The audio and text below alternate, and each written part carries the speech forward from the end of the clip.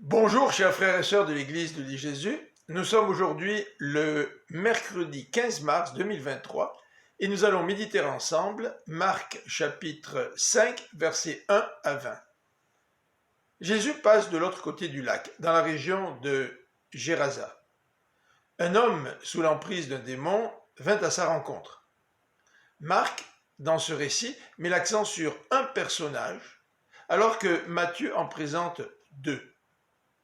Marc va aussi souligner la force surnaturelle de cet homme qui pouvait briser les chaînes et les fers aux pieds avec lesquels on essayait de l'attacher.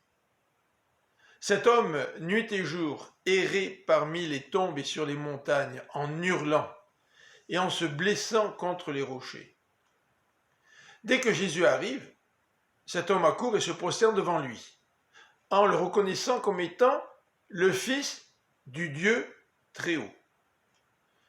La situation est grave, car cet homme est tourmenté par un grand nombre de démons, d'où le nom de légion, que porte le mauvais esprit principal. Une légion romaine comportait plusieurs milliers de soldats.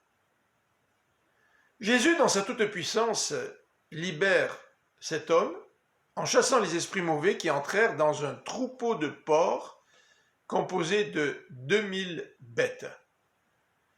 Ces animaux se précipitèrent dans le lac et se noyèrent. Les habitants de la région, ayant eu vent de ces événements, vinrent voir Jésus pour, de leurs yeux, témoigner de ce qui s'était passé. Ils trouvent l'homme assis, habillé et sain d'esprit. Et ils furent saisis de crainte, et sachant ce qui était arrivé au porc, ils supplièrent Jésus de partir. L'homme guéri demanda à Jésus la permission de le suivre. Mais Jésus la lui refusa. « Reste chez toi, lui dit le Seigneur, et sois un témoin de ce que le Seigneur a fait pour toi, car il a eu pitié de toi. » C'est ce que l'homme fit. Dans la région des 10 villes, c'est-à-dire la région de la Décapole, il fut un témoin de ce que Jésus a fait pour lui.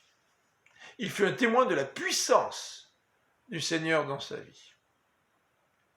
Ne sommes-nous pas nous aussi appelés à être des témoins de la puissance de Dieu dans notre vie, lui qui nous a délivrés des ténèbres, qui nous a amenés à la lumière, qui nous a donné la vie. Il nous appelle maintenant, là où nous sommes, à être des témoins de lui. Je vous souhaite une bonne fin de journée, que Dieu vous bénisse. À demain.